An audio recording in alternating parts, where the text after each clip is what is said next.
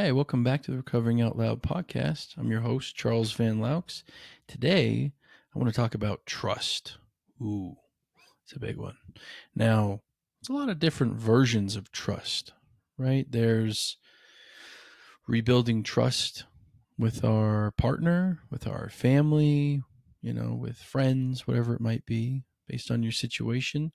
There's also trust in ourselves, right? I can tell you in my own experience, in my early recovery, kind of took me a while to trust myself again.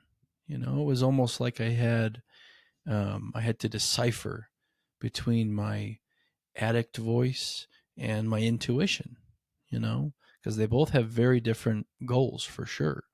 Our intuition wants to protect us, wants to give us that nudge in the right direction kind of thing. Whereas our addict voice, man, that SOB wants to keep us alone, right? Isolated, using, lonely, sad, all that, you know.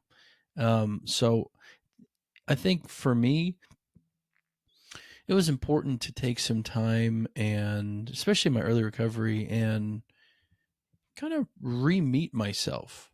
I was a very different person in my active addiction, and I think once I got into recovery, I was kind of shocked by how quickly everything had changed in my life, how out of control so many things had gotten, yet I was perfectly okay with it at the time, right? Because I had convinced myself that whatever chaos I was sitting in, it was okay.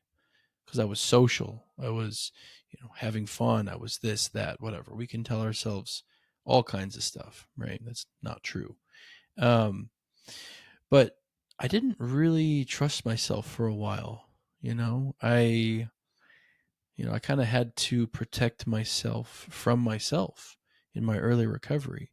And I think that that's a really important point to touch on, because if you're watching this or listening to this and you're in early recovery, just know that it can take a little time to trust ourselves again, and that's okay.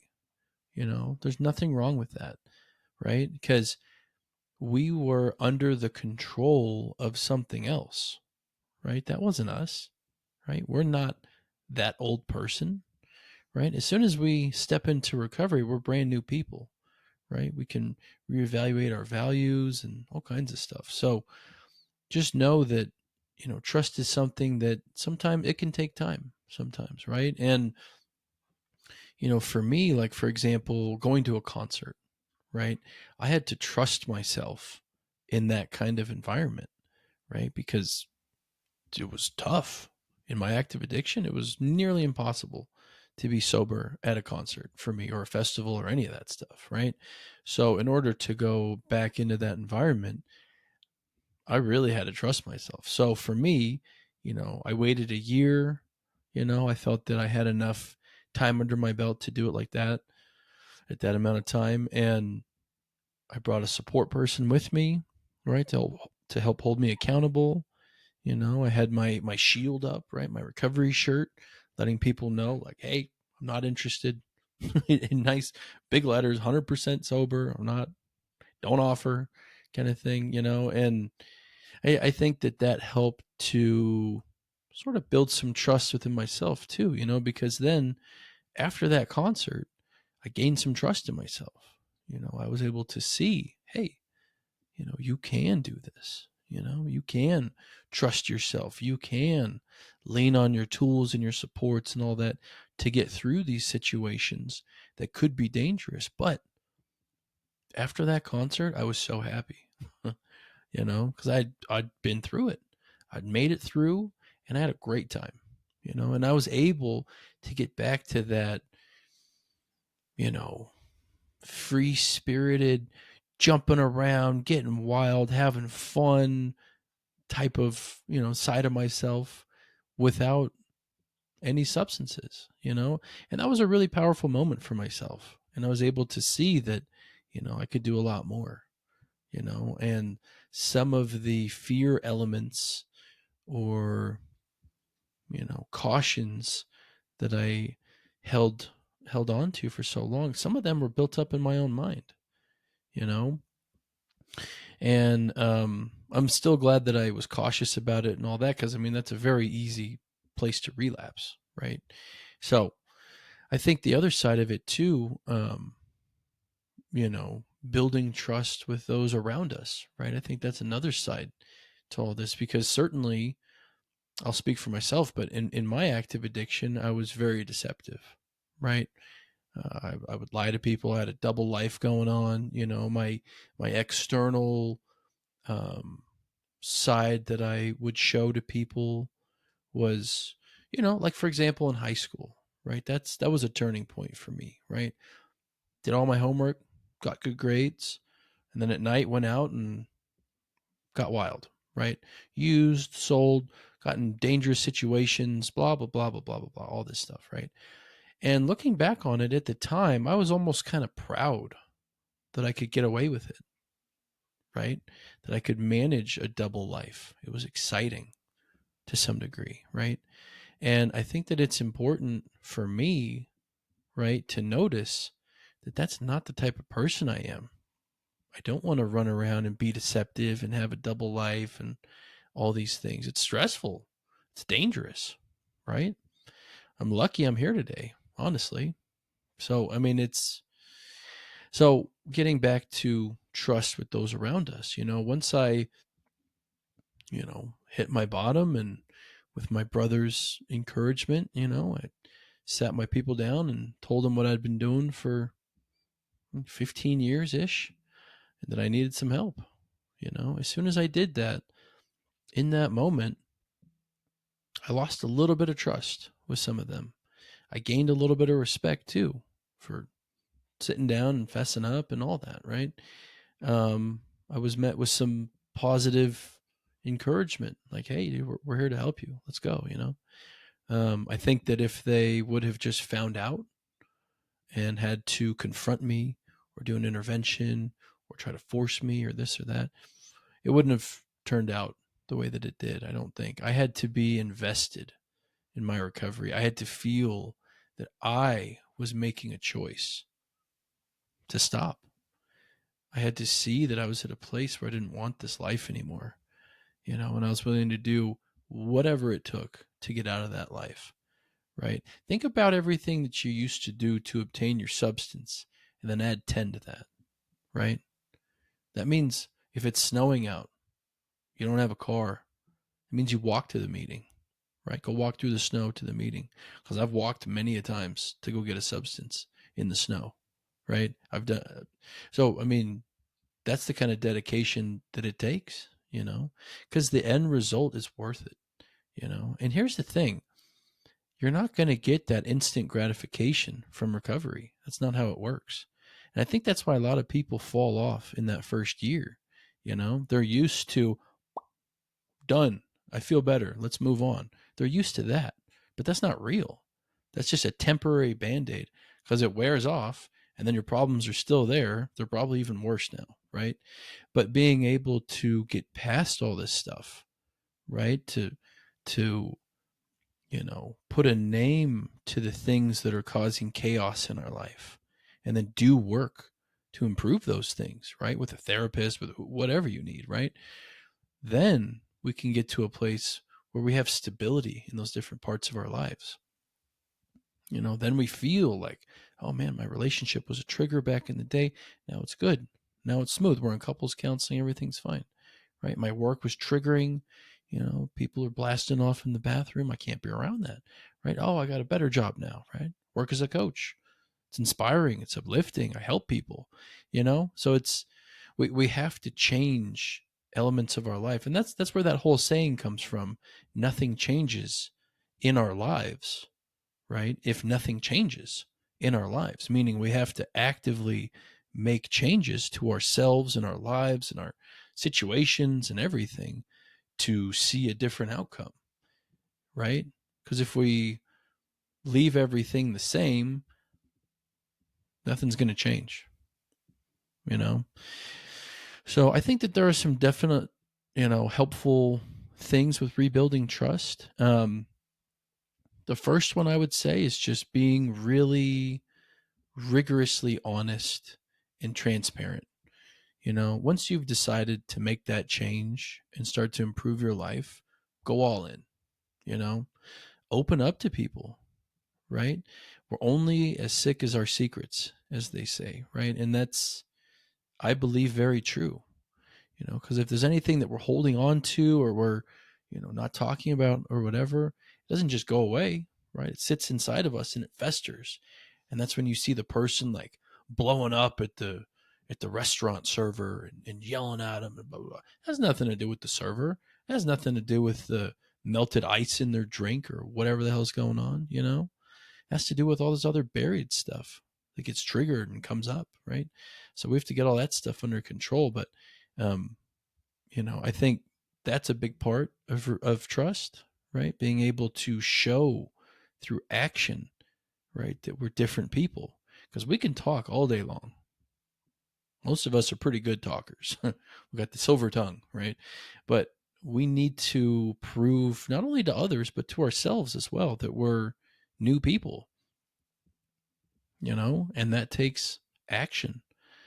It takes work, right? So, we did this helpful thing in my early recovery. It's called a family meeting, right? We learned this um, from the family program thing, and essentially, we did it once a week for a while, and essentially, it's a time we chose Sundays, right? Same day, same time every week, kind of thing. That's how we set it up, and it would be a time when my family or your spouse or whoever you're doing this with, they can ask you about your recovery, right? They can ask about progress updates. They can see how things are going. They can ask questions about a weird, goofy thing that you did that kind of worried them. And you can clarify, no, I'm just a fucking goofball. I don't know what to tell you, and then, kind of honoring their feeling and also letting them know, like, this is just part of who I am, kind of silly, right? Or whatever. But I think that helped a lot too, because then, my support people could learn more about what I was going through, what I was feeling. They could ask questions. I could also bring stuff up, right? I could say, oh, hey, when, you did such and such, I know you thought it was supportive and helpful, but it actually wasn't, and I just wanted you to know that it would be more helpful actually if you did this instead, kind of thing, right? Because they don't know how to support us in this new world. This is new to them. Remember, right? This is new. It's new to all of us, right? So we have to work together. Just the same way we need other people in recovery. We need other people in support too. Same thing, right? So it just gives us a chance to, line up our actions with our words and our new values and all that kind of stuff. So the family meeting was really helpful. And I think that it helped to rebuild trust with them as well, because they could ask about something like, oh, hey, how, you're going to meetings, right? Oh, yeah, yeah, yeah. How are those going? Oh, it's good, blah, blah, blah. And then at the next meeting, I could show them a chip. I could say, look, man, I picked up my chip. And, that's reconnecting, that's letting them be part of this journey. And by the way, let's be clear, our addictions didn't only affect us. Okay. It affects our kids, our partners, our families, our parents, our everybody, our dogs probably, right? So it's important to, honor that and let them back in, right? We need to open up and let them in and, work through whatever has been hard and difficult and painful. And, we can't hide from it. We can't run away from it. We can't drown ourselves in it. None of that stuff works. We have to address it head on. It's the only way to get true relief from all this stuff. But once you get past all that stuff, everything gets so much easier, right? We don't have to worry about, oh man, what lie did I tell to this person? And oh wait, that person, I told him this and that, and blah blah blah blah blah blah blah. It's a stress trap, is what it is. So just try something different. Just try it out. See if it doesn't help to rebuild some trust with your people. Because it certainly did with mine. And, you know, and I think it also led me to a place where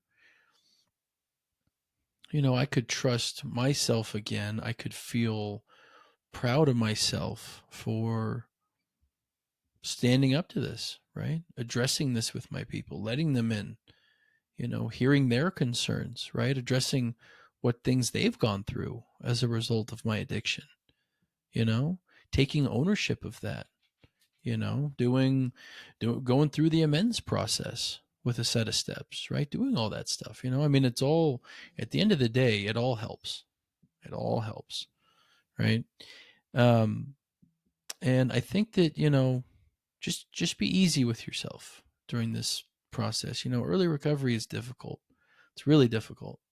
It's hard to feel things again, clean and sober. It sounds weird, right? But it is. It's hard.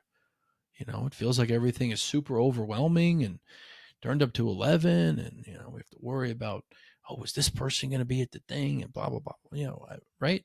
So being able to work through those things and have some stability in life is super valuable. So there are people who want to help us, right? It's just a matter of letting them, right? It's a matter of being willing enough to do that work, to rebuild with them, and with ourselves, right? I think that once we can start to trust ourselves more, and know, like, oh, okay, yeah, no, this is my intuition.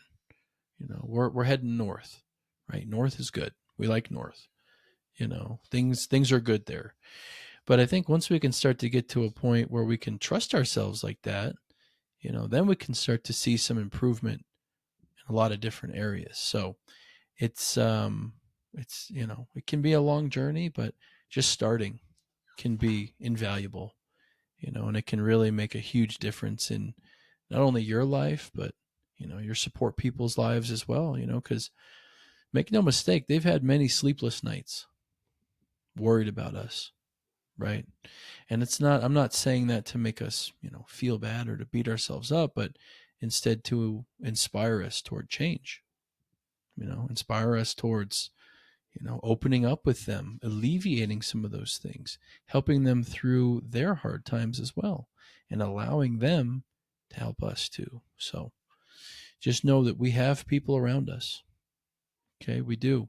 It's just a matter of letting them help. It's a matter of righting those wrongs and getting to a place where we can do those things together. So if you have any questions, comments, whatever, post them down below. If you relate to this and you've stuck around to the very end, I appreciate you. And um, yeah, hit the sub. I got stuff coming out all the time, new content all the time. And yeah, leave a like, share, drop a question. I'll have my email at the bottom if you want to post a question that way instead, and can address it, and we'll go from there. All right. So give yourself a break. All right. Have a good day.